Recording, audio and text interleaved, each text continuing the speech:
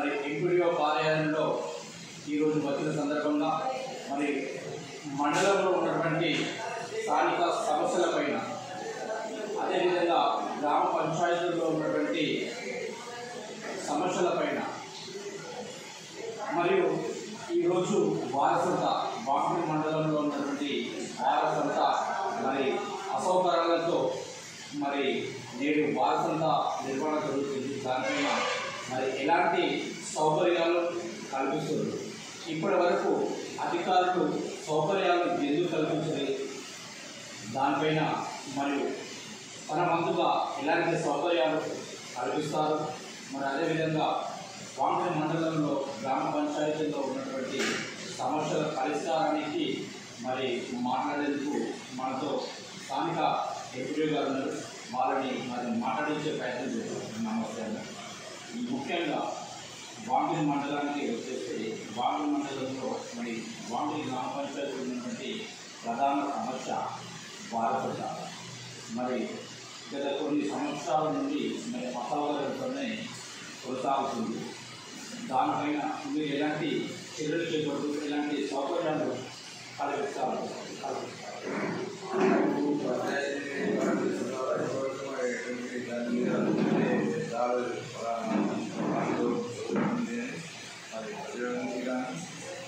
పంచాయతీ కార్యదర్శి కానీ ఎలాంటి ఫిర్యాదులు అందలేదు.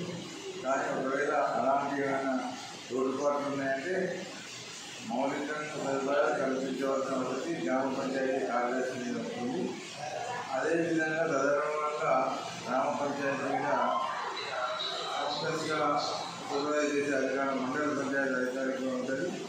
మరి పంచాయతీ కార్యదర్శులు అడగడం జరుగుతుంది. అదేవిధంగా ఇంకా కాని పరిస్థితుల్లో మండల పంచాయతీ అధికారులు కూడా మరి ఆ సదుపాయాల తోడ్పాటు గురించి ఏముంటుంది, ఎలాంటి అసమానతలని దాంట్లో ఎలాంటి సరిదిద్దే అవకాశం ఉన్నదో దానికి ప్రధానంగా కార్యాచరణ చేపట్టి అవన్నీ కూడా సదుపాయాలు కల్పించమని మరి వాళ్ళని ఆదేశించడం జరుగుతుంది.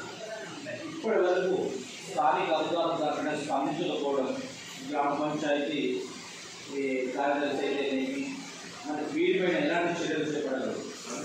స్పందించడానికి ప్రజా సమస్యలపైన స్పందన రాలేదు. మా దృష్టికి వచ్చినాయంటే మేము ఎప్పటివరకు పంచాయతీ కార్యదర్శులతో కానీ క్షేత్రస్థాయి అధికారులతో కానీ ఎప్పటివరకు దాన్ని వివరపడుతూ సమస్య పరిష్కారం చేస్తున్నాం. మా దృష్టికి రావడం కొన్ని జరగవచ్చు. కాబట్టి దృష్టికి వచ్చిన మాత్రం తొందరనే వాళ్ళు కాంట్రాక్ట్ చేసి దాన్ని పరిష్కారం చేయాలని ఆదేశాలు జారీ చేస్తాం. మన మండలంలో ప్రధాన సమస్య రహదారులు. ఈరోజు పల్లెకి పోవడానికి దారి లేని సందర్భం. కేటే గ్రామ పంచాయతీ అయితేనేమి ఇంకా మిగతా గ్రామాలకు లింక్ రోడ్లు వేస్తుంది. అక్కడ ఈ వర్షకాలం వస్తుంది. మరి ఎలాంటి ఈ యొక్క ప్రధాన సమస్యను ఎలా తీర్చాలి? ప్రభుత్వాలు వివిధంగా నివేదించారు. ఇంకా లింక్ రోడ్స్ కానీ ఏమైనా బ్రిడ్జెస్ కానీ కలవర్స్ కానీ గ్రామ అంతర్గత రోడ్ల నిర్మాణం కానీ దాని గురించి జిల్లా కలెక్టర్ గారు మాకు నివేదిక ఇవ్వడం జరుగుతుంది. ఈ యొక్క వర్షాకాలం విషయంలో అప్పుడు మేము ప్రధానంగా పంచాయతీ తర్వాత ఆంధ్రప్రదేశ్ అధికారులకు వారందరూ కూడా గ్రామ పంచాయతీలలో కూడా ఏ విధంగా అసమానతలు ఉన్నాయని చేసి వివరణ కోరుతుంది. తదనంతరం ప్రతిపాదన కూడా ఉన్నతాధికారులకు పంపించడం జరుగుతుంది. ఇప్పుడు ముఖ్యంగా దగ్గర నుంచి పైసా అధికారులు మెట్రో తీసుకున్నారన్న ఆరోపణ, దీనిపైన మీరు మీరు ఏ విధంగా మా దృష్టికి ఎవరు చేయలేదు. అలాంటి వారికి అవకాశం లేదైతే అలాంటి తావలేదు. మా దృష్టికి అయితే ఎవరికో ఇప్పుడు తీసుకురాలేదు. వాళ్ళ జరిగిందని మా దృష్టికి రాలేదు.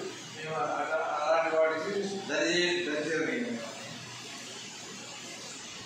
మొన్నటి పత్రికలో వచ్చిన కథనాలకే కానీ ప్రజా సమస్యలు బంగార సమస్య, బంగార సమస్య, దీనిపైన మీరు ఏ విధంగా వివరణ ఉంది? బంగారాలో ఒక వాటర్ స్టాగ్నేషన్ జరుగుతుంది, వర్షం వచ్చి స్టాగ్నేషన్ జరుగుతుందని తెలిసింది. దాని అనుగుణంగా మరి పంచాయతీ కార్యదర్శి గారు వెళ్ళింది, గౌరవ ఎస్ఐ గారు కూడా వెళ్ళింది. వెళ్ళి ఎవరో ఒక జేసీ కూడా మాట్లాడారు. కొంతవరకు ఆ నాణ్యత తీసిన తర్వాత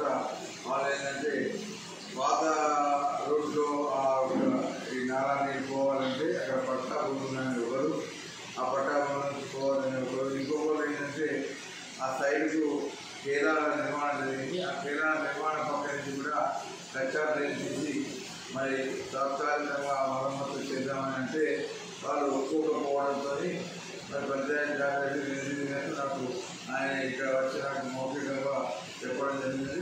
కావున ప్రజలు కూడా ఏంటంటే ఇలాంటి వర్షాకాలంలో ఎలాంటి అవాంఛనీయ సంఘటనలు జరగకుండా వారు కూడా కొద్దిగా ప్రకారంగా ఏంటంటే విశాలమైన హృదయంతో ఆలోచన చేయాలి. ఆలోచన చేసి కొంత సర్దుబాటు అనేది చేసుకోకుండా నీరు అడ్డుకోవద్దు, ఇటుకోవద్దు, నీళ్ళ జరగకుండా దాన్ని కూడా విస్మరించి ఇప్పుడే మాకు కావాలి, శాశ్వతంగా కావాలి అంటే శాశ్వతంగా కావాలని అందరం కోరుకుంటామని ప్రభుత్వ నిధుల బట్టి పనులు జరుగుతాయి. కాబట్టి ఆ నిధులు వచ్చినప్పుడు పనులకి కంపల్సరీ చేపడం జరుగుతుంది. శాశ్వత మరమ్మతులు అంటే దానికి తక్కువ జరుగుతుంది. దాన్ని ప్రత్యేక స్కీమ్ వచ్చినప్పుడు ప్రతిపాదన చేసి పంపించడం జరుగుతుంది. కానీ ఇప్పుడు కూడా అక్కడ ఉన్న ప్రజలు, అక్కడ ఉన్న వాడ ఉన్నవారు కూడా సహకరించాలి. సహకరిస్తే వర్షం నీరు పోవడానికి అవకాశం ఉన్నది. కానీ వారు కొంత పట్టుదలగా దాన్ని ఆటంకం కల్పించినట్టుగా అభివృద్ధి. అలాంటి మనస్తత్వం ఉండకూడదని నేను కోరుతున్నాను. బాధితులకు పారిపోయిన మీరు ఈ విధంగా